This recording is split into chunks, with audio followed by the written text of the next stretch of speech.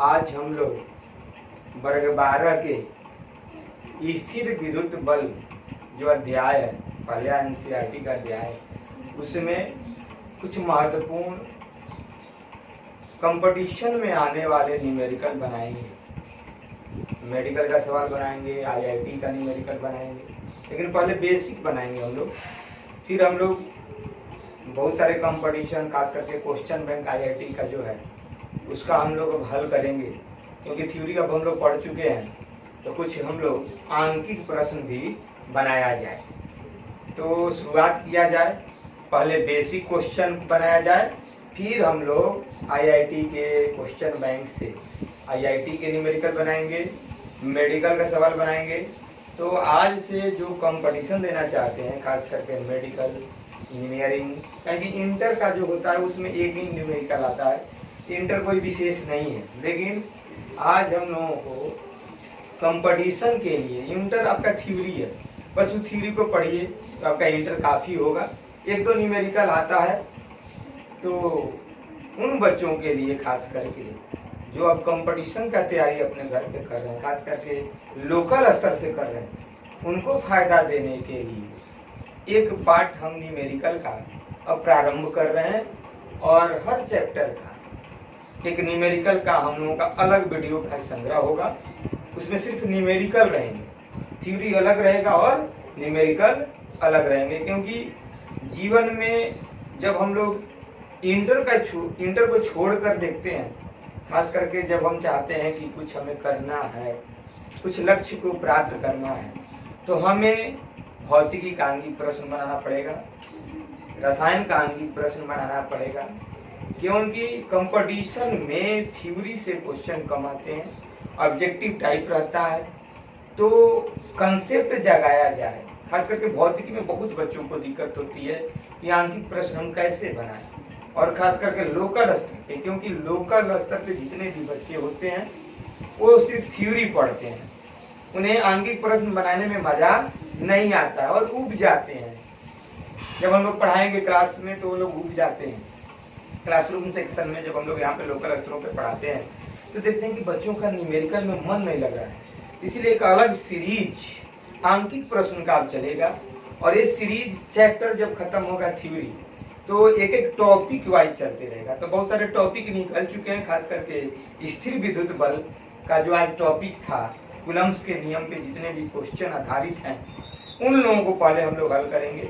और हम लोग थ्योरी में डाइपोल तक पहुंच चुके हैं, तो आंकिक प्रश्न बनाया जाए और महत्वपूर्ण सवालों को हल किया जाए, बेसिक से कंपटीशन लेवल तक पहुंचा जाए, सबसे पहले लेवल 1 पर रखा जाए। तो पहला क्वेश्चन है, देखते हैं। पहला क्वेश्चन है हमारे पास, दो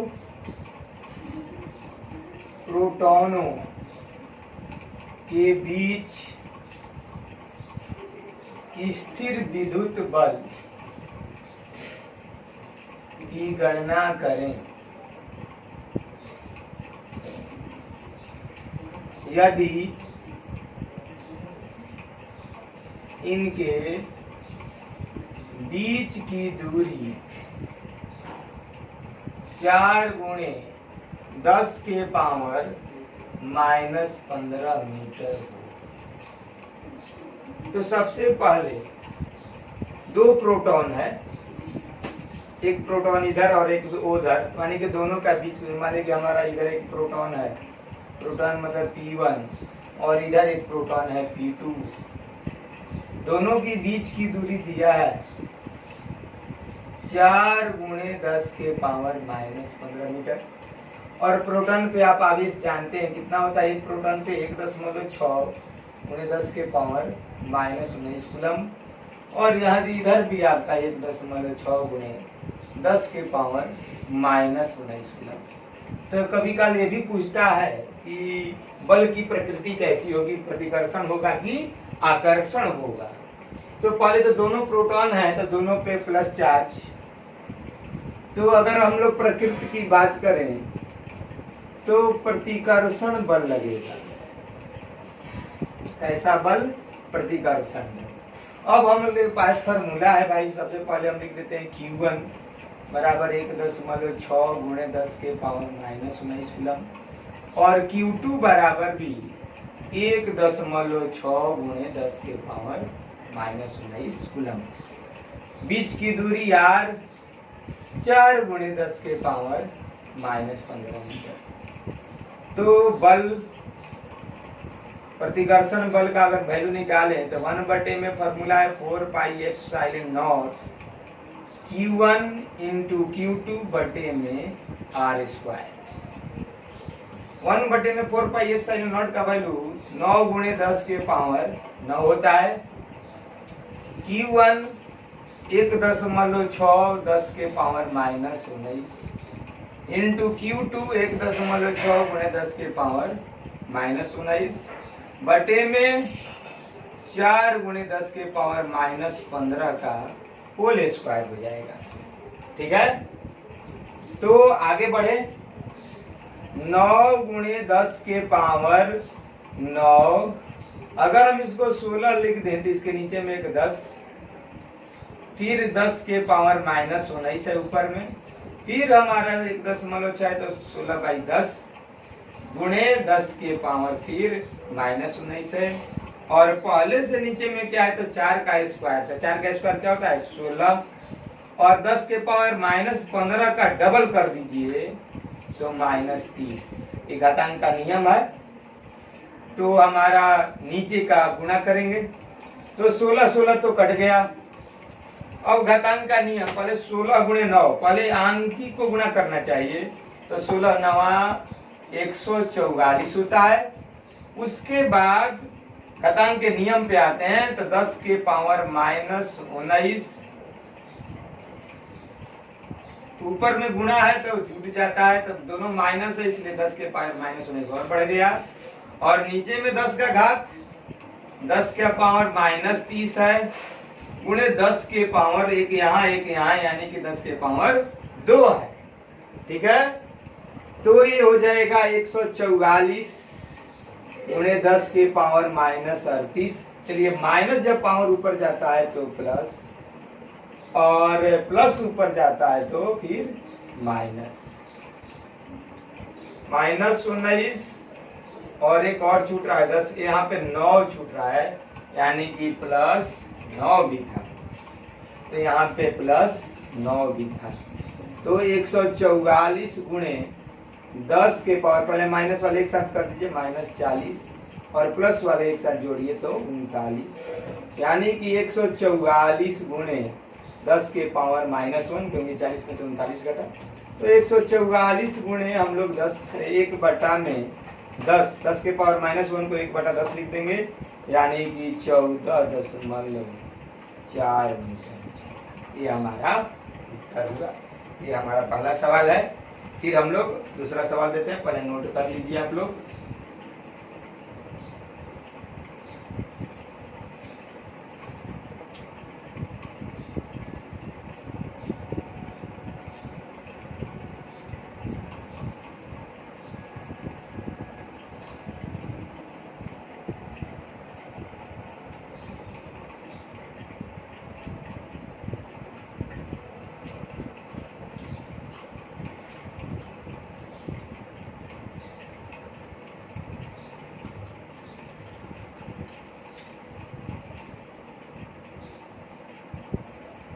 दूसरा सवाल,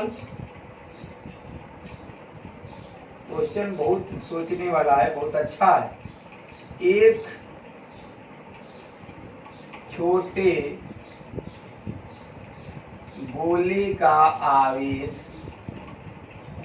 +20 माइक्रोकूलम्ब है तथा एक अन्य समान व्यास वाले दूसरे छोटे गोले का आवेश -5 माइक्रोकूलम्ब है। यदि इन्हें स्पर्श कराकर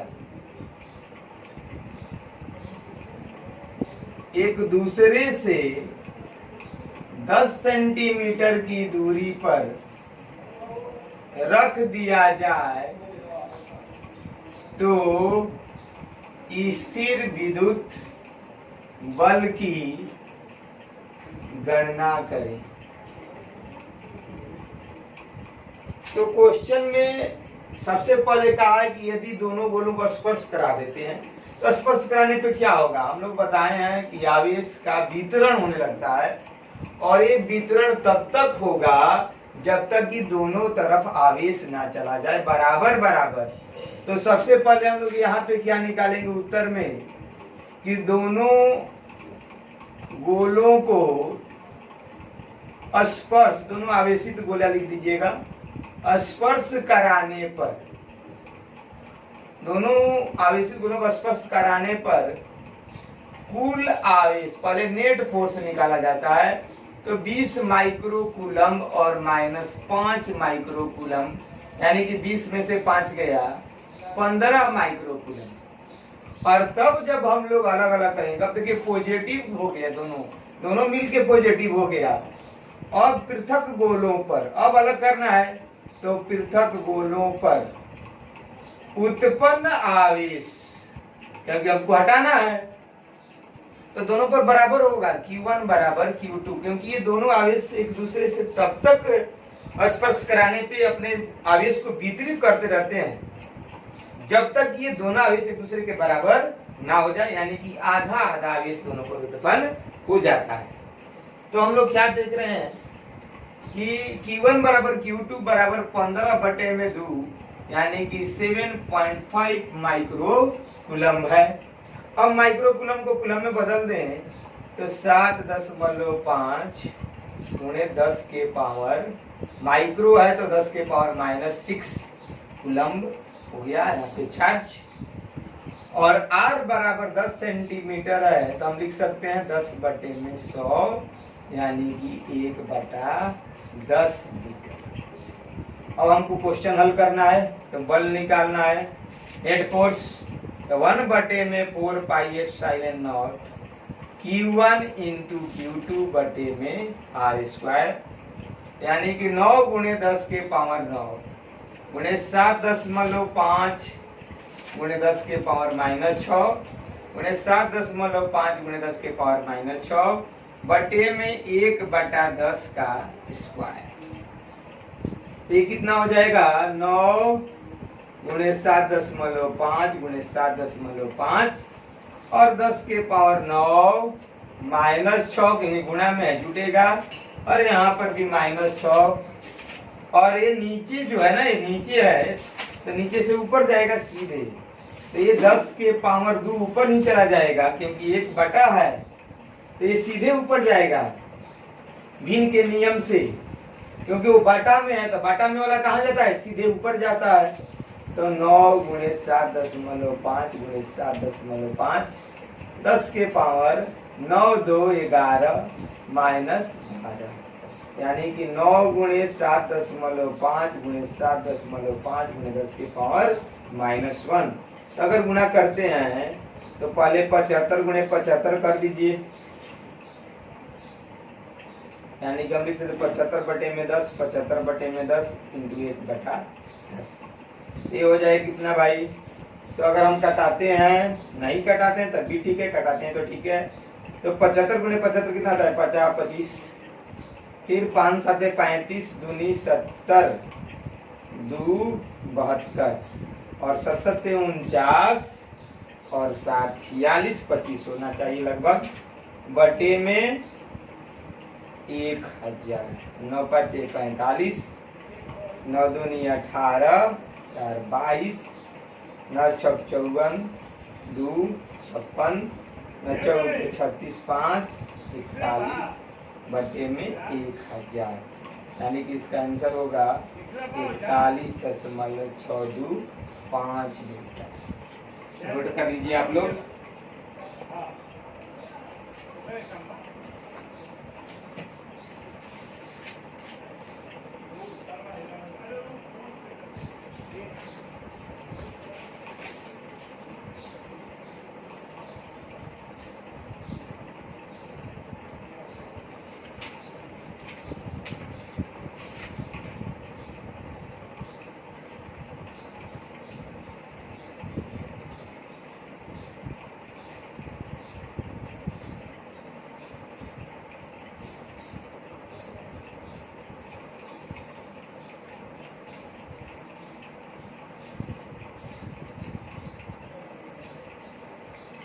75 गुणे 75,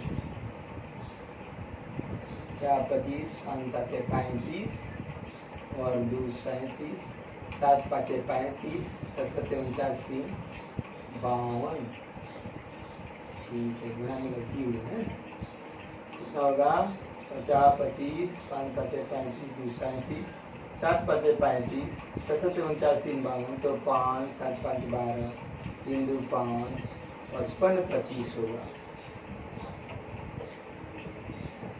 55 25 में गुणा करते हैं 9 से, तो 9 5 45, 9 दूनी 18, 4 22, 9 5 45, 2 47, 9 5 45 और 4 59।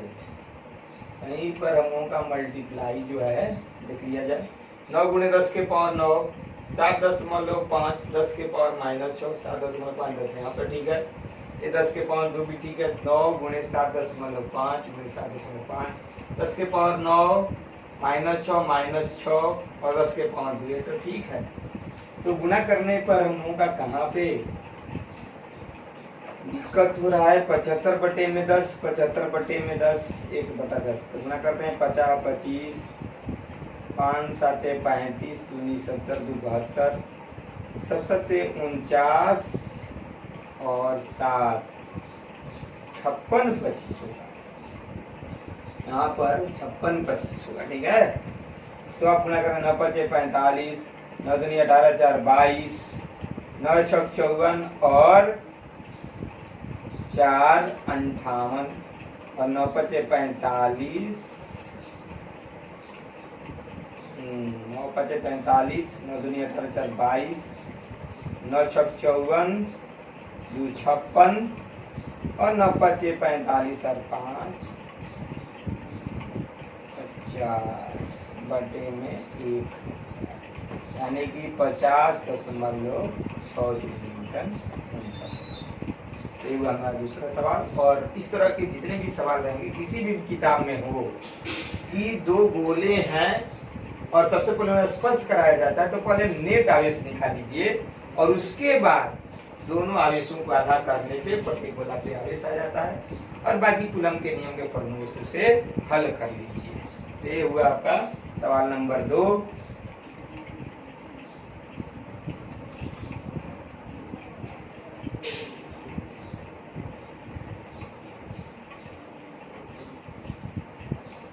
सबसे पहले हम लोग कुछ महत्वपूर्ण किताबों से बना रहे हैं।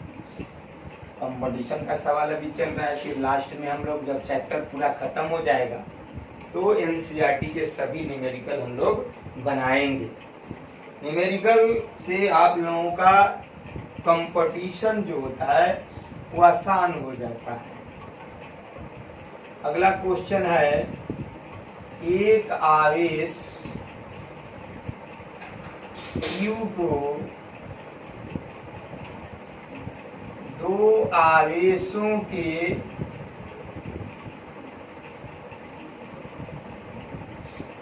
बीच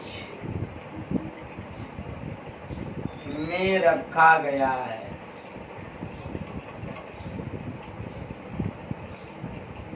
जिनका परिमाण क्रमशः Q है, तो सिद्ध करें कि साम्यावस्था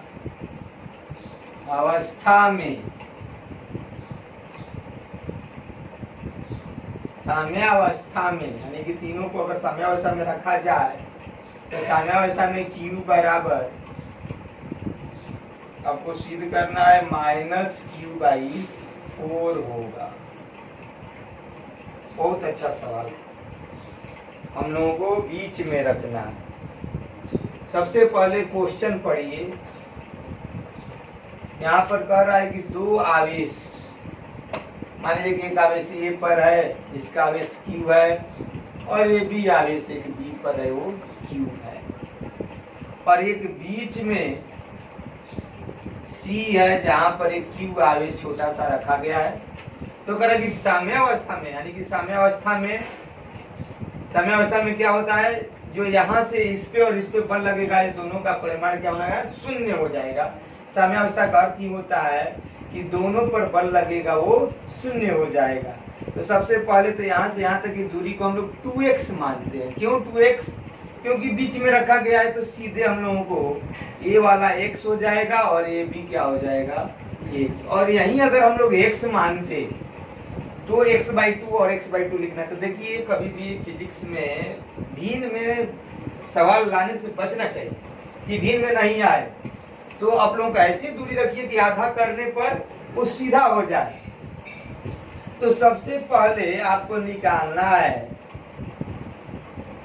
बिंदु A तथा C के बीच उत्पन्न बल, यानी कि आपको F1 निकाल लीजिए। तो ये हो जाएगा 1/4πε0 Q इंटू Q बटे में दूरी कितनी है, x, तो x² हो जाएगा। Equation number 1। और देखिए जब साम्यावस्था में हम बार बार करते हैं, कभी भी C से B नहीं निकालना है, A से ही B निकालना है। यानी कि बिंदु A तथा B के बीच उत्पन्न बल F2 बराबर 1/4πε0 Q इंटू Q बड़ा Q बटे में 2x, दूरी कितनी है 2x, यहाँ से यहाँ तक की दूरी 2x है। अब कर रहे साम्यावस्था में क्या होगा, तो F1 प्लस F2 बराबर 0, नेट फोर्स क्या हो जाता है, 0 हो जाता है। तो आगे बढ़ते हैं 1/4πε0, चाहे भी लिख सकते हैं कि F1 बराबर -F2, क्योंकि प्लस उधर गया तो माइनस हुआ। तो 1/4πε0 Q बटे में x² इजिकल टू 1/4πε0 Q² बटे में 4x²। तो 4πε कट गया, x² कट गया। अब हमारा बच गया Q बराबर Q² बटे में 4, तो तिरछा तिरछी गुणा 4Q बराबर Q², इसलिए Q बराबर प्लस, देखिए उधर माइनस उठा है तो -Q² बटे में Q इंटू 4 ये इधर आया तो ये Q से दे कट गया तो -Q/4 प्रूफ। अरे बहुत अच्छा सवाल है, खास करके इसके लिए तो IIT और मेडिकल के बच्चों के लिए। तो अब हम क्या करेंगे, लोकल स्तर पे भी अगर हम न्यूमेरिकल बनाते चले, क्योंकि हम लोगों को समय नहीं मिलता था, तो ऑनलाइन से ये फायदा होगा आप लोगों को कि आप लोगों को न्यूमेरिकल बहुत मिलेंगे। और खासकर हम न्यूमेरिकल खूब बनवाते हैं, मन लगता है न्यूमेरिकल बनाए हैं। तो अलग अलग तरह का बहुत सारे न्यूमेरिकल बनाएंगे और न्यूमेरिकल का इतना आप लोग खजाना भर लो कि कोई भी कंपटीशन लोकल से ही निकल जाए, क्योंकि कंपटीशन न्यूमेरिकल से निकलता है और न्यूमेरिकल को हम लोग खूब बनाते हैं, मस्त लगता है, सबसे मजेदार चीज होते हैं न्यूमेरिकल।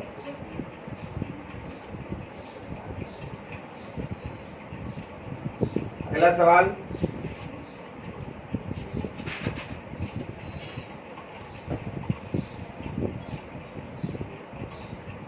दो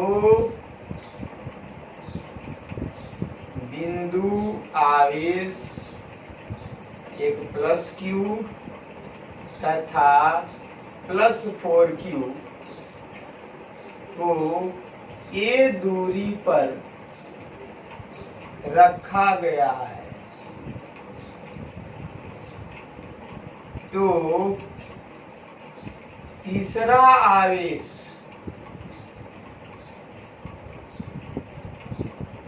को कहाँ रखा जाए, कहाँ रखा जाए कि निकाय साम्य अवस्था में आ जाए।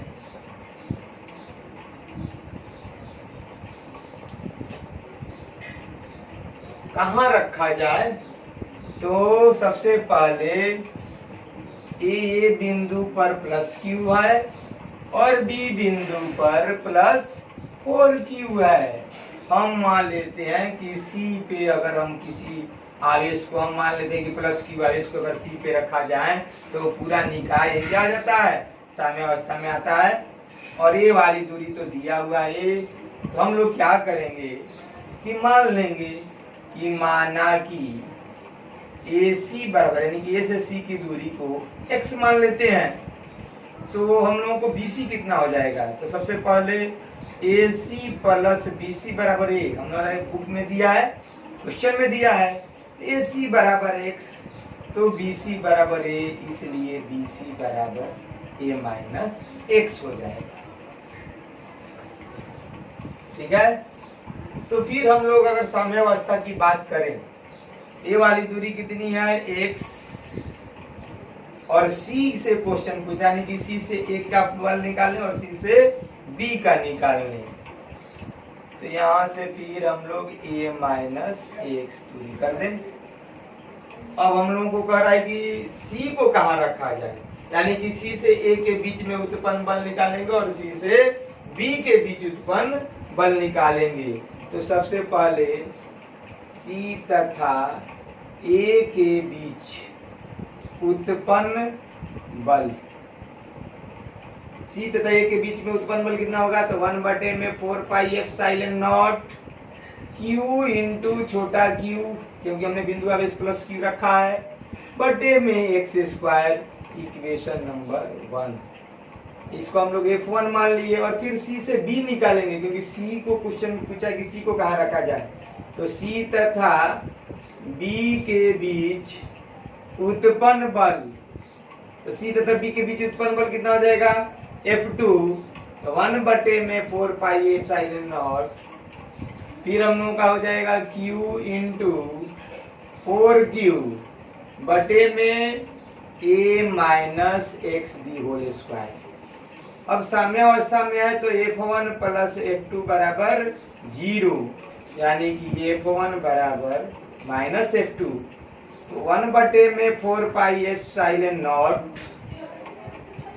बराबर minus 1/4 pi epsilon nought Q into Q बटे में एक्स स्क्वायर बराबर 1/4 pi epsilon nought Q into 4Q बटे में A minus x the whole square हो जाएगा। ठीक है, तो जब हम लोग पूछे क्वेश्चन में कि C यानी कि कोई तीसरे को कहाँ रखा जाए, तो हम लोग क्या करेंगे कि C को A से मान ले चाहे B से मान ले, कहीं से माने तो B से माने तो B की तरफ से आंसर लिखना पड़ेगा, और A से मानेंगे तो A की तरफ से आंसर लिखना पड़ेगा।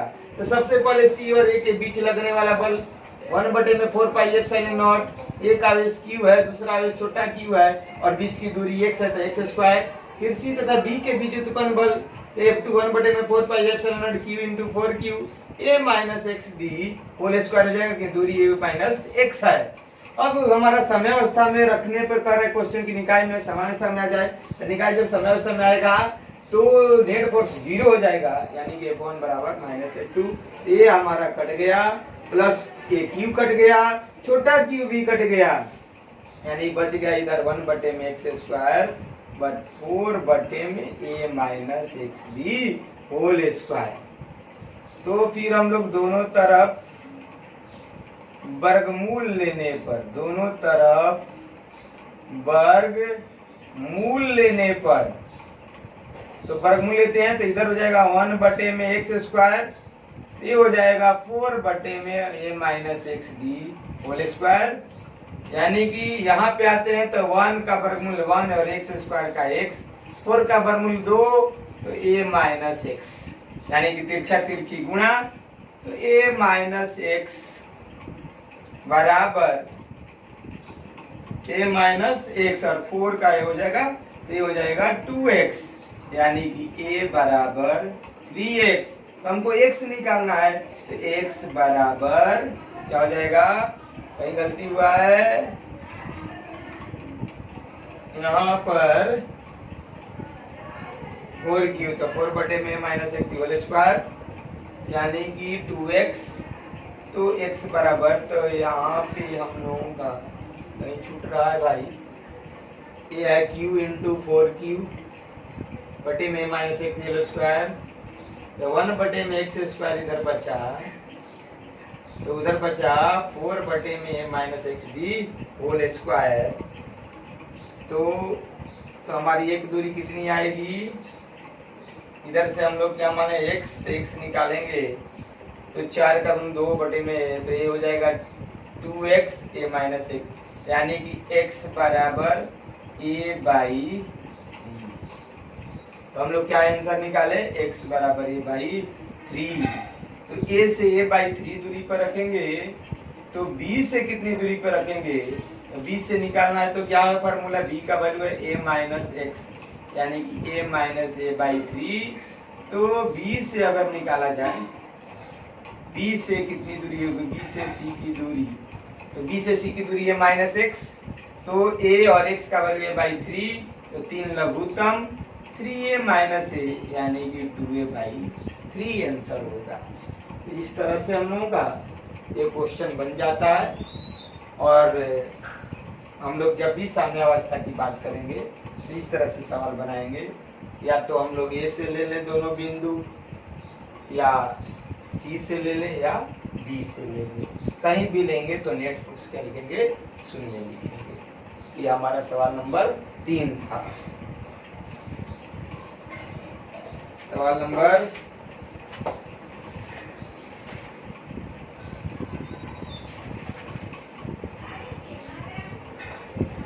4,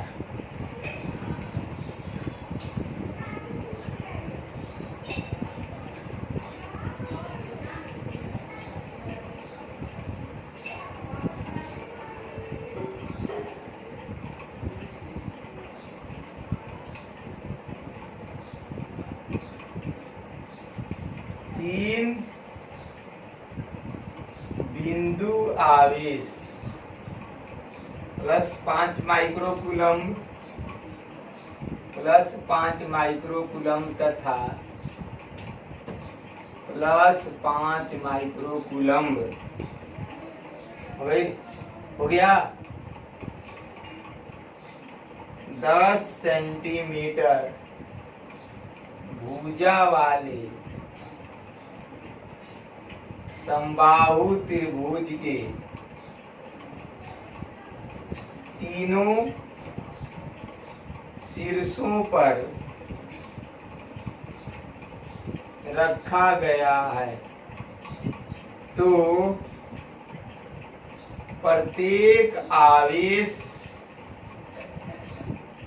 पर लगने वाला बल की गणना करें।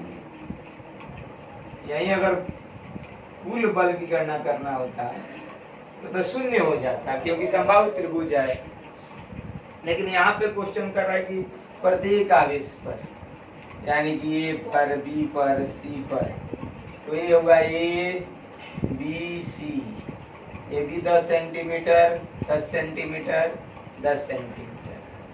तो अगर हम एक बिंदु पर निकालें तो तीनों पे बराबर बराबर निकलेगा। तो ए पर अगर सी से देखा जाए तो यहाँ पर भी प्लस 5 माइक्रोकूलम है और यहाँ पर भी 5 माइक्रोकूलम है, तो ये दोनों प्लस है तो प्रतिकर्षण नेचर होगा, यानी कि इधर आएगा ये बल F1, ए से सी पर लगने वाला बल, और बी से सी पर लगने वाला बल की दिशा इधर होगी F2। ये आपका 60 डिग्री, क्योंकि समबाहु त्रिभुज का 60 डिग्री का प्रत्येक कोण होता है, तो ये 60 डिग्री तो शीर्षाभिमुख कोण बराबर, यानी कि F1 F2 निकाल करके अगर हम लोग वर्ग 11 का परिणामी सदिश का वैल्यू फॉर्मूला याद रखते हैं, ये आंसर बन जाता है। तो हम लोग सबसे पहले क्या निकालेंगे, ए से सी पर लगने वाला प्रतिकर्षण बल, नेचर भी लिख दीजिए F1 1 बटे में 4 पाई epsilon not into Q1 into Q2 बटे में R स्क्वायर फॉर्मूला होता है।